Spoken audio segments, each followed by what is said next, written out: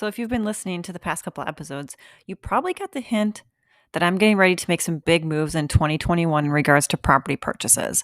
So, I've recently pulled out my purchase criteria and I've started to revamp it.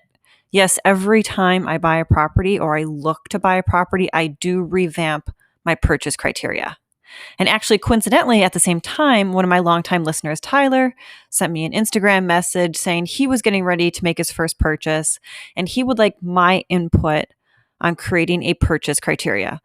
So that's what we're going to do today. I'm going to walk you through my purchase criteria, and I'm also going to talk to you about why we use purchase criterias, why these are so important in our roles as property investors.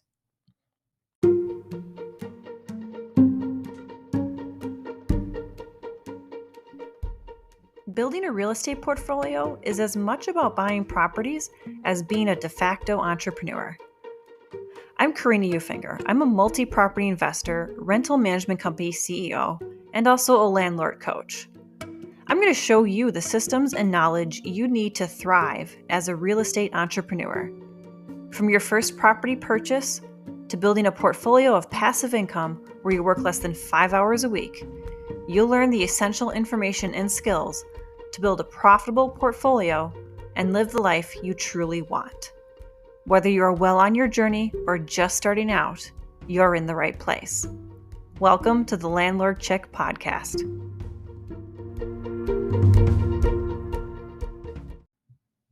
So first off, before we get to the meat of this episode, heads up, it's a brand new microphone. I totally upgraded to one of the, very famous Yeti microphones. So hopefully our sound quality is getting even better and better. Now, let's get to what we're here for, which is purchase criteria. Why do we set up purchase criteria as property investors? Well, I say there's two big reasons. The first is speed, and the other is efficiency. Now, these might seem like the same thing, but to me, they're really not.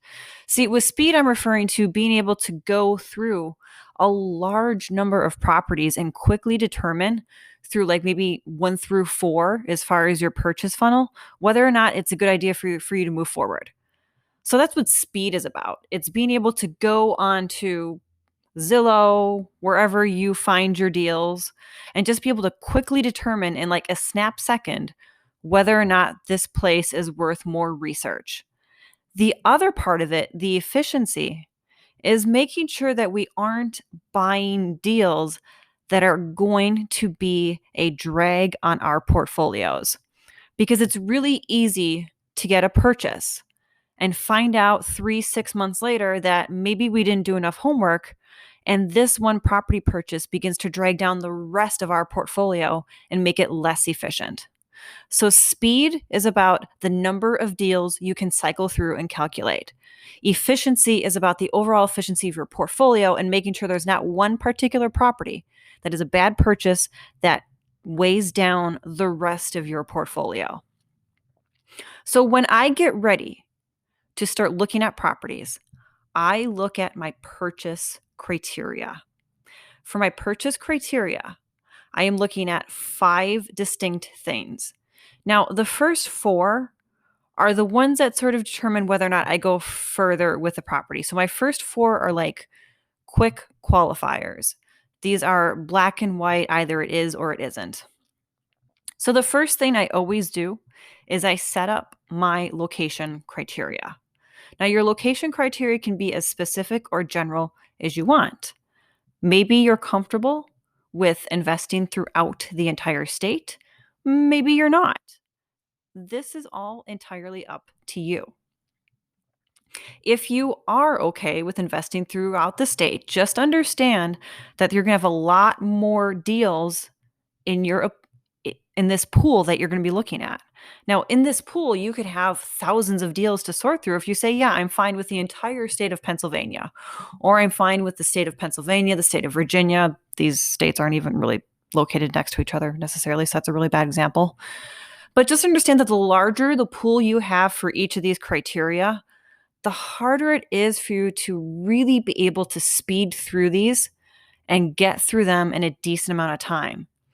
Now, at the same time, if we go too specific with our criteria, you might end up waiting a while for your first purchase. So there is a good middle ground here. And honestly, I think the middle ground is somewhere between picking specific enough for what really matters to you, but then being general for things that don't necessarily matter to you.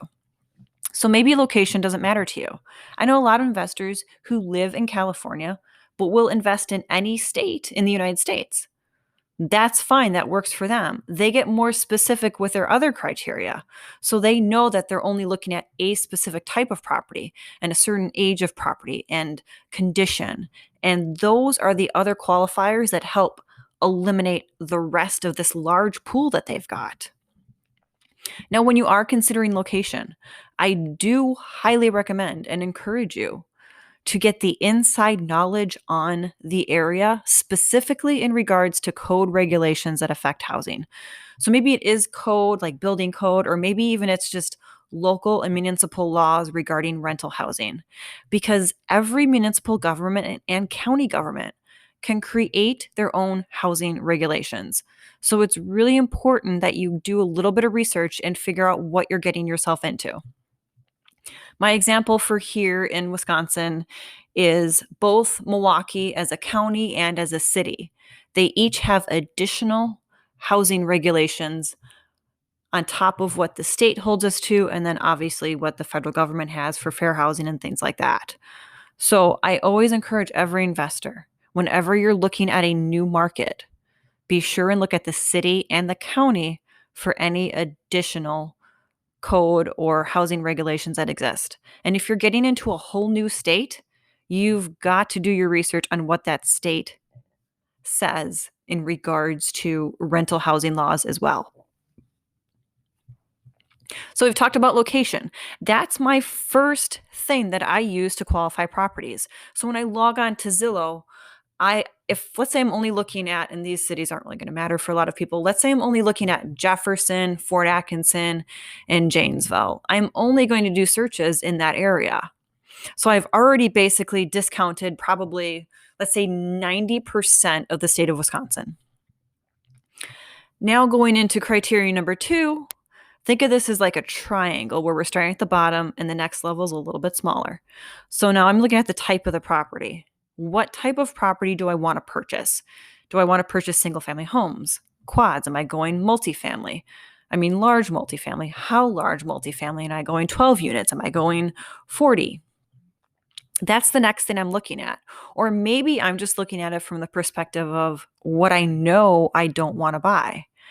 If you're a longtime listener, you probably are very familiar with my lack of love and appreciation for single family rentals.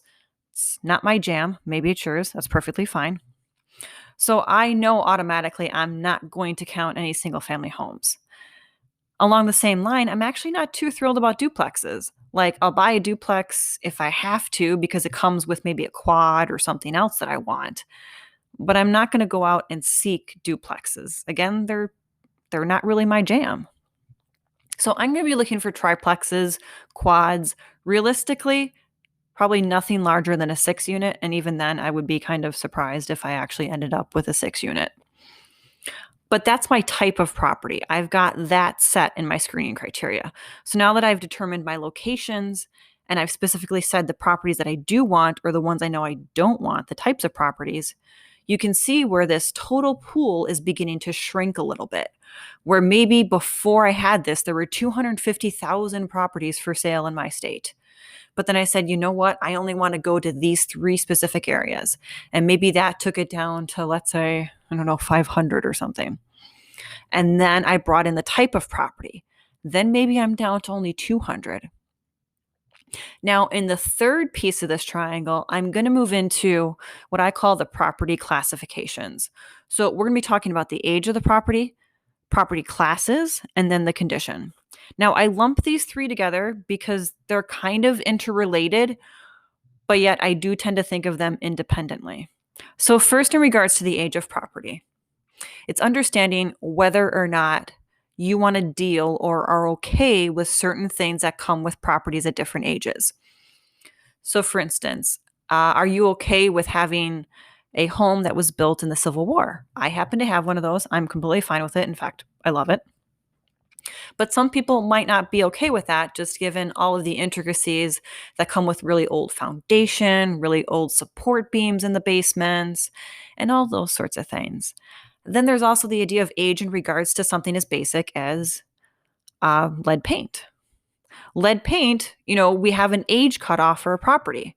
So anything that is built prior to 1973 has to have the lead-based paint declaration, and that's because it was only in 1973 when Congress finally decided, hey, you know what? Lead paint probably isn't such a good thing. So anything that's built after 1973, you likely don't have to worry about lead-based paint. So that's another criteria to kind of think about when you're thinking about age. There are some investors, and I talked about this in the lead-based paint podcast, that really would rather steer completely clear of lead paint. I'm not going to go into my whole sermon about why you shouldn't do that. If you want to, go back to the lead-based paint episodes, and my sermon on the Mount about why you shouldn't steer clear of lead-based paint properties is available there. But that's another thing we're going to consider when we look at age. Now, we talk about condition. Do you want something that is turnkey? Do you want something that needs just light repairs, or are you okay with something that needs fairly extensive rehab? And then how much of a rehab are you willing to do? Are you okay with a rehab in the sense of new flooring throughout and new paint, and maybe that's about it? Or are you okay with even doing brand new cabinetry, maybe even framing in some walls? You've got to decide what you're willing to put into a property up front and what you're willing to kind of handle as far as condition goes. And then third in this sort of part of the triangle about property qualifications specifically is the class. Now, I'm not going to get into too deep into this, but typically neighborhoods and properties are divided into classes A, B, and C. If you get really, really intricate with it, a lot of people use pluses and minuses to grade properties. And basically the scale is that C is generally going to be, again, generally, is going to be lower income properties. B is going to be sort of middle of the road. And then A is more going to be along the lines of not necessarily like skyscraper high rises in Chicago where you've got like a hair salon in the basement or anything like that. But they're going to be definitely well taken care of and newer properties that are generally going to attract a higher dollar amount than B or C would. So if you're going to look at it from the perspective of A, B, and C, this is another thing you would consider. I personally don't get much into the ABC thing as far as classifying properties. Sure, occasionally I'll classify neighborhoods as A, B, and C, but yeah, again, I just don't really do that. And I'm not saying that's right. It's probably even wrong. And I will fully admit that if I'm wrong, I'm okay with it. But I just don't get into doing the ABC classifications.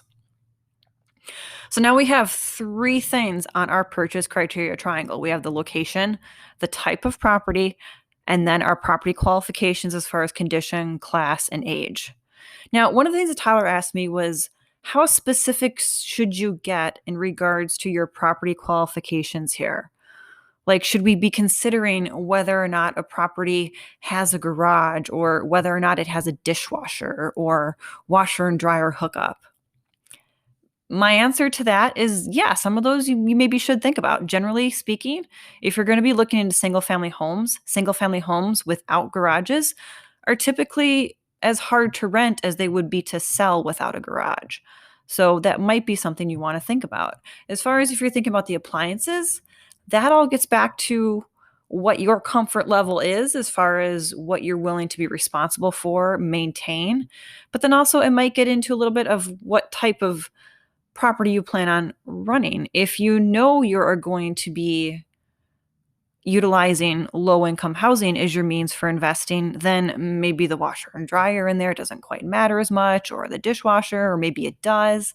That's all a personal preference. I personally don't get too caught up in any of that, although I will, of course, consider it when it comes to multifamilies.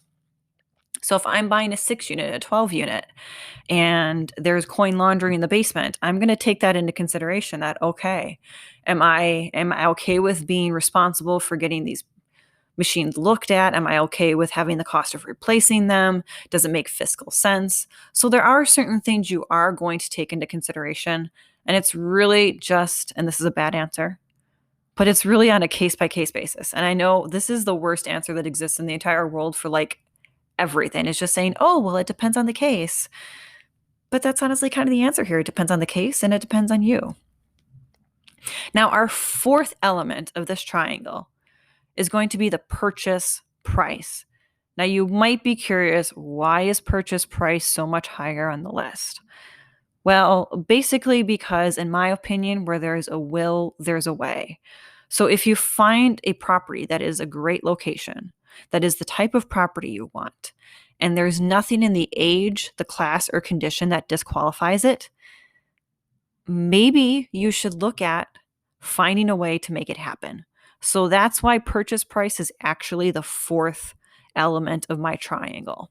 Now, with purchase price, I'm saying what my top range is for the purchase price. Now, I hope this goes without saying that your purchase price will vary based on what you're okay with buying. So, are you okay with buying a single family home? Then obviously a single family home, your maximum price is going to be different than what your price would be for a quad. Kind of goes without saying in a way. So you will possibly have multiple purchase prices based on the type of property and possibly even by location if you're looking at multiple locations. Now, this is where we're getting kind of into intermediate and not really advanced, but definitely intermediate investing. Some of you who are just beginner, like, oh my gosh, different purchase prices, maximums based on the location and the type of property. Oh my God, I can't even handle this right now. That's fine.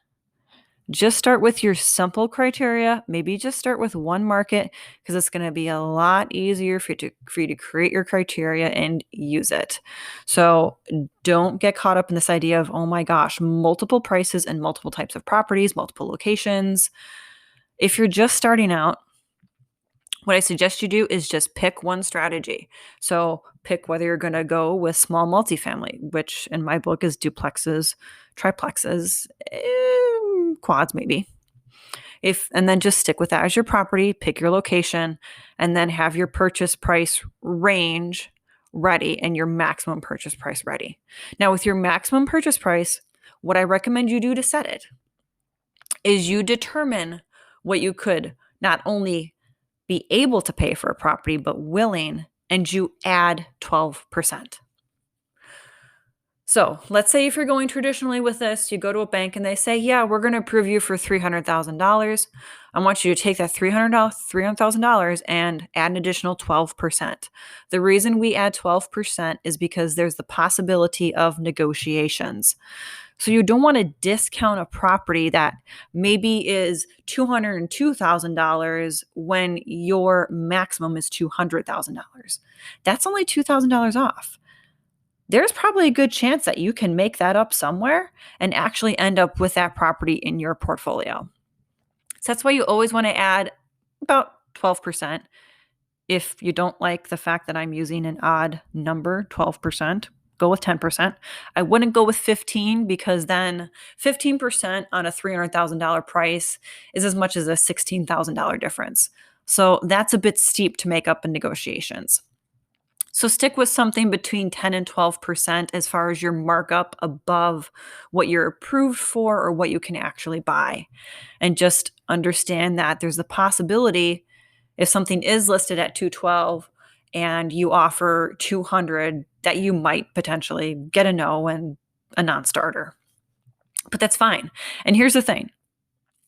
Don't ever be discouraged by a deal that doesn't go through because the seller rejects your offer. I usually say that a rejected offer is a blessing in disguise. Because if a seller is rejecting your offer, there's the possibility that maybe this property isn't good for you in any number of ways. So really, a rejected offer is kind of a blessing in disguise. Now, if your first offer gets rejected, don't feel like you can't submit another one. So if you had a rejected offer for $200,000, maybe go in with your second offer at, we'll talk to your real estate agent if you're using one or do some calculations, but maybe 208 if you can do it.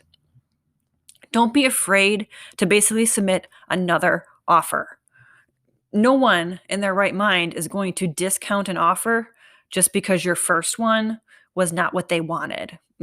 This is real estate. You submit multiple offers to make the deal that you want on both sides. So don't be discouraged by rejected offers. Get in there, make your second offer. Maybe a third one, maybe that's an indication you should move on because they're being really, really specific and it's likely not going to work out for you. Now, the fifth item, and we're at the top of our triangle now. This is the very top of our triangle. At the top of our triangle, we're going to have projected net cash flow. Now, these first four I've talked about, the location, the type of property, the age of property, and the purchase price. Those are the ones that are your quick qualifiers. So at this point, we've spent no more than 5 minutes really looking at these properties. The fifth, we're going to do some calculations.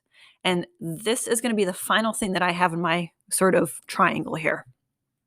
I'm going to do some calculations. They're going to take about 30 minutes, and I'm going to get my projected net cash flow number. And I already know the number that I want. Generally speaking, I have traditionally wanted about $250 per unit in a property. So because I do quads and stuff, I'm looking for $250 per unit. That was pre-COVID. I've talked about this in a couple podcasts that maybe we need to reevaluate what our projected net cash flow minimum is in our purchases.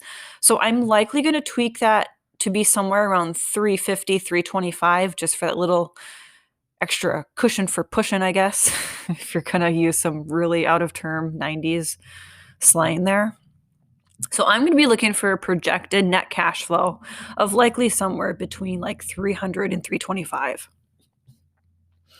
Now, when I'm doing that, I am, of course, being very thorough with my calculations.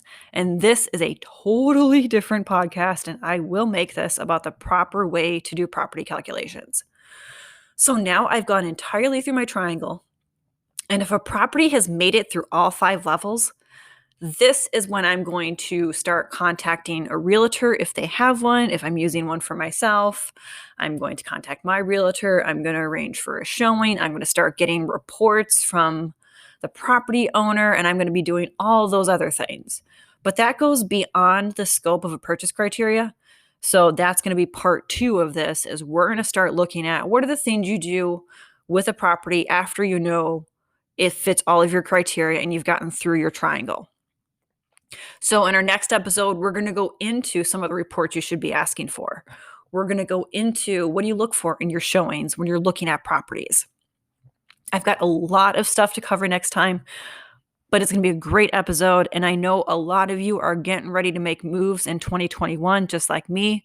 So this was a great idea for a refresher for all of us on the way to do purchase criteria. Have a great week. I will see you guys next time. Just a reminder that if you ever want to hit me up, you can find me over on Instagram at LandlordChick. And also, if you're interested in joining my private Facebook group, Landlord's Ally, you can go ahead and apply over on the Facebook page. It's a landlord support group, and I do call it a support group, that is mostly tailored for Wisconsin investors. But by all means, if you want to join our community and be a part of it, you're welcome to join it, but just understand that we do tend to focus more on Wisconsin real estate. So again, that's the Landlord's Ally group over on Facebook.